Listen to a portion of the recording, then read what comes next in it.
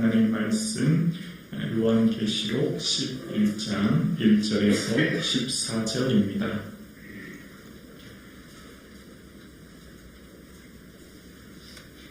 함께 고백드리겠습니다.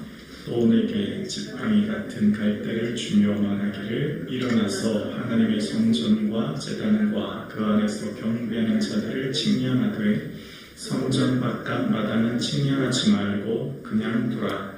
이것은 이방이 내게 주었은즉 그들이 거룩한 성을 42달 동안 짓밟으리라. 내가 나의 두 증인에게 권세를 주리니 그들이 굵은 베옷을 입고 1260일을 예언하리라. 그들은 이 땅의 주 앞에 서 있는 두 감람나무와 두 촛대니 만일 누구든지 그들을 해하고자 하면 그들의 입에서 불이 나와서 그들의 원수를 삼켜버릴 것이요 누구든지 그들을 해하고자 하면 반드시 그와 같이 죽임을 당하리라. 그들이 권능을 가지고 하늘을 닫아 그 예언하는 날 동안 비가 오지 아니하고 또 권능을 가지고 물을 피로 변하게 하고 아무 때든지 원하는 대로 여러 가지 재앙으로 땅을 치리로다. 그들이 그 증언을 마칠 때에 우주경으로부터 올라오는 짐승이 그들과 더불어 전쟁을 일으켜 그들을 이기게 하고 그들을 죽일 터인즉 그들의 시체가 그 성 길에 있으니 그 성은 영적으로 하면 소돔이라고도 하고 애국이라고도 하니 곧 그들의 주께서 십자가에 못 박히신 곳이다. 백성들과 족속과 방언과 나라 중에서 사람들이 그 시체를 사흘 반 동안을 보며 무덤에 장사하지 못하게 하리로다. 이 두 선지자가 땅에 사는 자들을 괴롭게 함으로 땅에 사는 자들이 그들의 죽음을 즐거워하고 기뻐하여 서로 예물을 보내리라 하더라. 3일 반 후에 하나님께서로부터 생기가 그들 속에 들어가매 그들이 발로 일어서니 구경하는 자들이 크게 두려워하더라. 하늘로부터 큰 음성이 있어 이리로 올라오라 함을 그들이 듣고 구름을 타고 하늘로 올라가니 그들의 원수들도 구경하더라. 그때 큰 지진이 나서 성 10분의 1이 무너지고 지진에 죽은 사람이 7천이라. 그 남은 자들이 두려워하여 영광을 하늘의 하나님께 돌리더라. 둘째 아는 지나갔으나 보라 셋째 아가 속히 이르는도다. 아멘. 말씀을 통해 예수님의 마음을 더 깊이 깨닫는 저와 여러분 되기를 주님의 이름으로 축원합니다. 우리의 성도의 삶은 예수님을 보여주는 증인의 삶을 우리가 모두가 살고 있죠. 공부해도 직장생활에도 삶의 모든 순간 예수님이 보여주는 증인의 삶 되기를 주님의 이름으로 축복합니다. 지난 시간에 천사와 함께 작은 두루마리 책에 대한 말씀이 기록되어 있었습니다.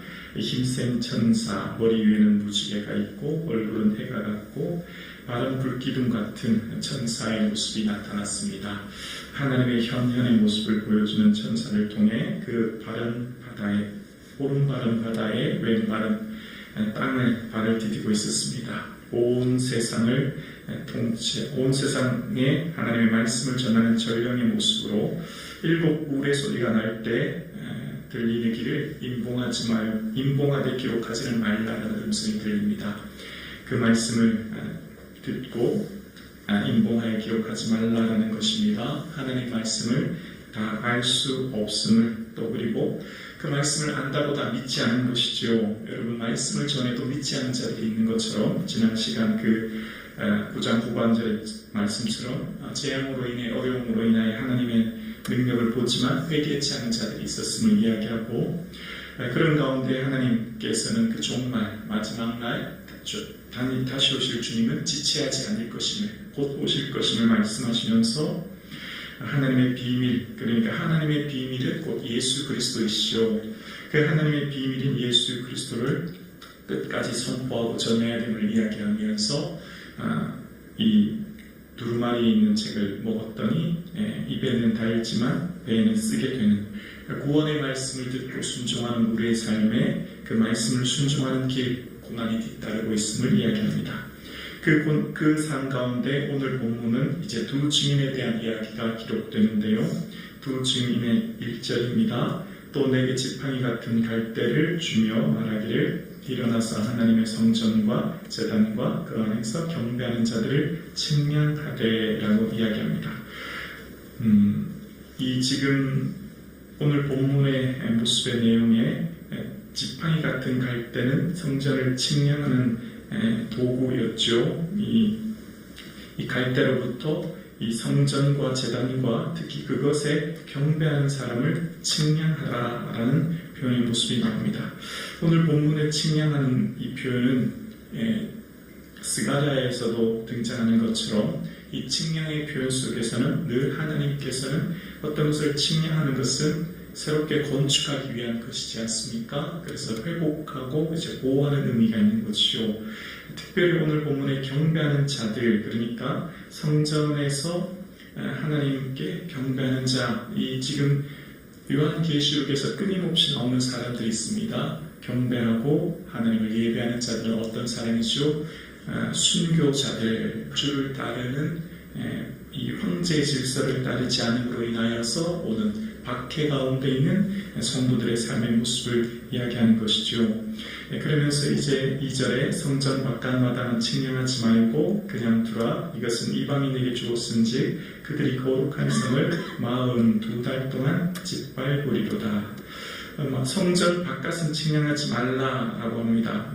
어떤 분들은 이 설교를 할 때 마지막 날은 교회에 있어야 된다라는 편으로 이 본문을 설교하는데, 사실 성전 바깥마당도 엄밀하게 보면 이방인의 뜻이죠. 그것도 성전이에요. 그리고 거룩한 성도 마찬가지 하나님이 거하시는 성도들이 가는 곳이죠. 그러니까 여기서 말하고 있는 것은 성도들에게 있을 박해의 상황을 이야기하는 겁니다. 주를 따르고 믿는 자들에게, 그러니까 황제를 주로 고백하지 않고 예수님을 주로 고백하는 자들에게 박해가 있을 것인데, 그 박해가 42달 동안 있을 것이다. 42달 동안 짓밟으리로다. 이런 표현이 나와요. 그러니까 이 숫자는 42달은 제한적인 시간 동안에 박해가 있을 거다. 그러니까 박해가 영원하지 않을 거다. 그런 의미인 거죠.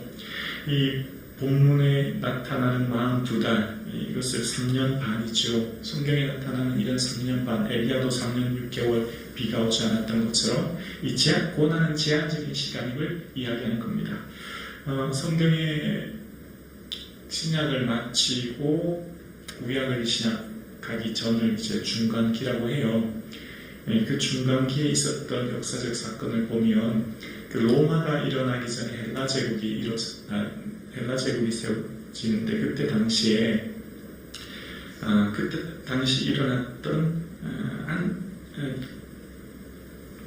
안티오쿠스 에피파네 4세라는 사람이 등장하는데, 그는 스스로를 이제 신의 현현이라고 불렀습니다.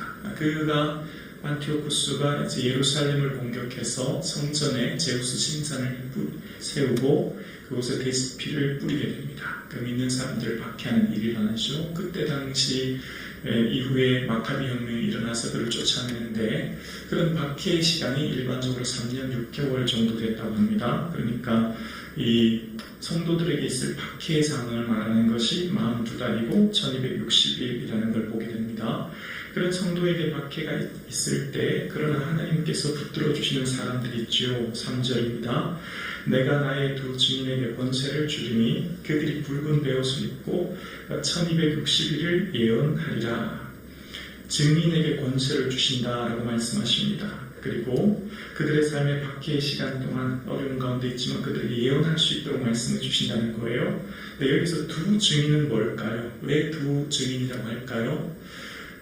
구약에서 등장하는 재판 시의 증인의 자격 요건은 두 사람 이상이 증인의 자격 조건이죠. 두세 사람인 것이요.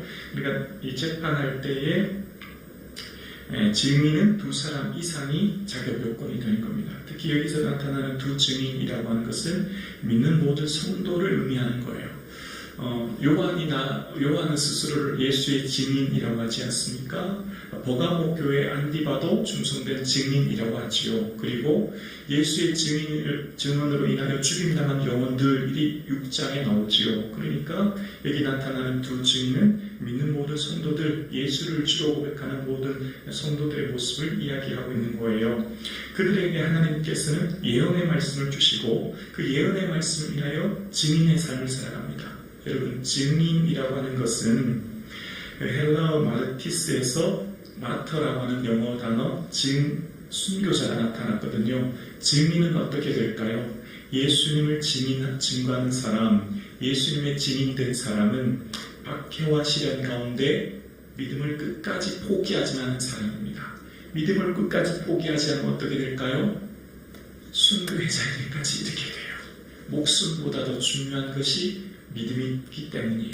그래서 이후에 이제 그런 모습이 오늘 본문에 등장하기 시작하는데요. 4절에 그들은 이 땅의 주 앞에 서 있는 두 감람나무와 두 촛대니라는 표현이 나옵니다.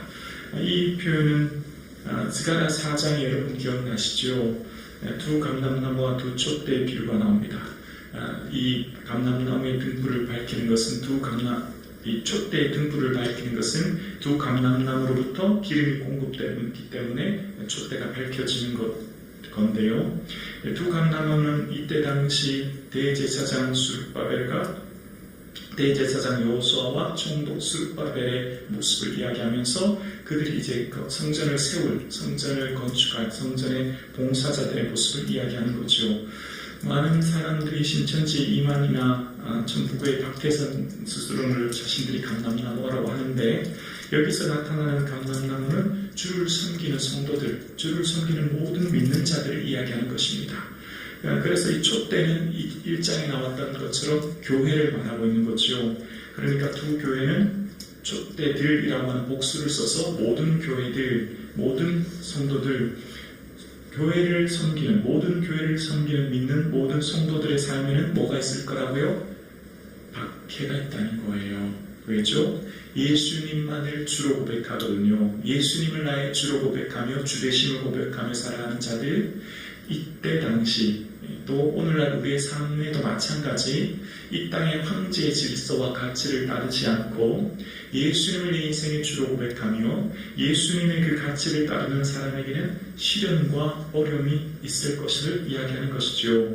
그러면서 그 시련과 어려움은 주를 믿고 따르는 모든 사람들에게 있었음을 이야기합니다. 6절에 보면 그들이 권능을 가지고 하늘을 닫아 그 예언하는 날 동안 비가 오지 못하게 하고, 어떤 상황이었죠? 과거 3년 6개월 동안 비가 오지 않았던 엘리야의 시대를 말하고 있죠. 엘리야의 박해의 시대와 6절에 또 하반절에 또 권능을 가지고 물을 피로 변하게 하고 아무 때든지 원하는 대로 여러 가지 재앙으로 땅을 치리로다.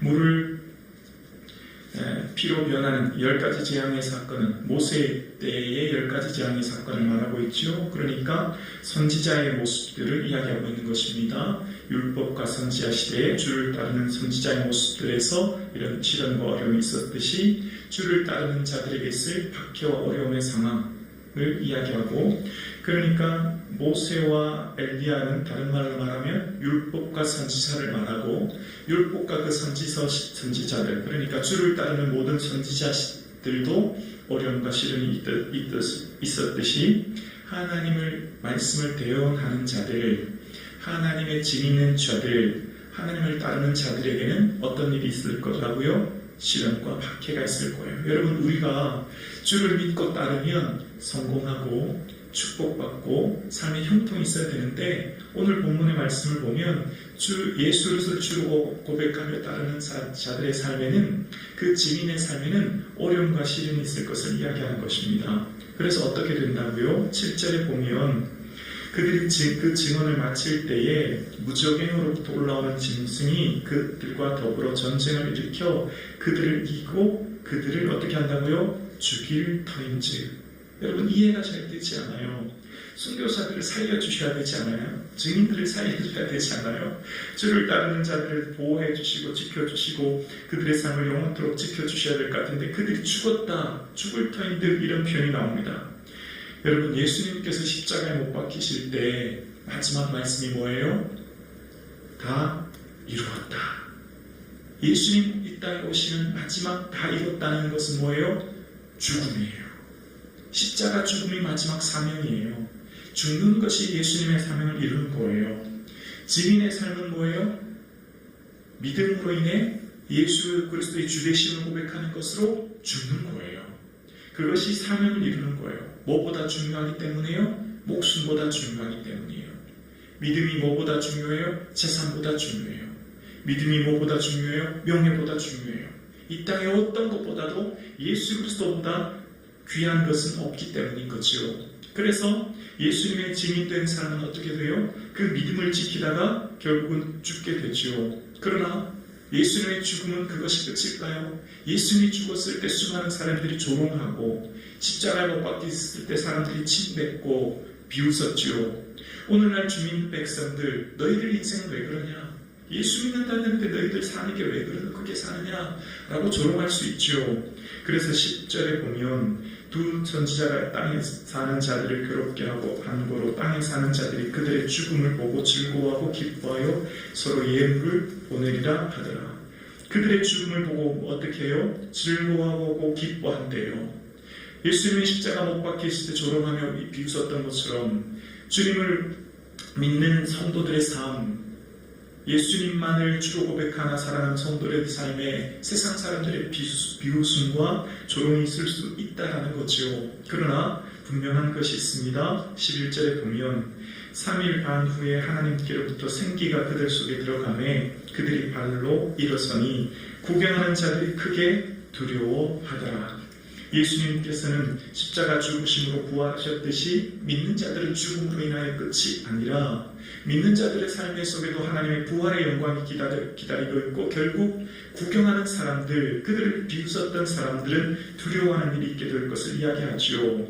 그래서 12절에 보면 하늘로부터 큰 음성이 있어 이리로 올라오라 함을 그들이 듣고 구름을 타고 하늘로 올라가니 그들의 원수들도 구경하더라. 13절에 그때 큰 지진이 나서 성 10분의 1이 무너지고 지진에 죽은 사람 7천이라 그 남은 자들이 두려워하여 영광을 하늘의 하나님께 돌리더라. 이 큰 지진은 심판, 최후의 심판 때를 말하거든요. 그러니까 최후의 심판 때 우리의 모든 성도들이 하나님의 영광 가운데 거할 때 그 원수들을 구경하게 되는 것을 이야기하고 있는 것을 봅니다. 오늘 예배하는 저와 여러분의 삶 가운데 주를 따르는 예수님만을 내 인생의 주인으로 고백하며 살아가는 삶에는 고난과 시련이 있을 수 있으나 그러나 우리의 삶 가운데 최후 승리의 길, 마지막 날 하나님의 영광을 바라보며 그날에 주실 그 은혜를 사모하며 어떠한 삶의 고난과 어려움도 능히 이겨내는 저와 여러분의 삶 되기를 주님의 이름으로 축원합니다.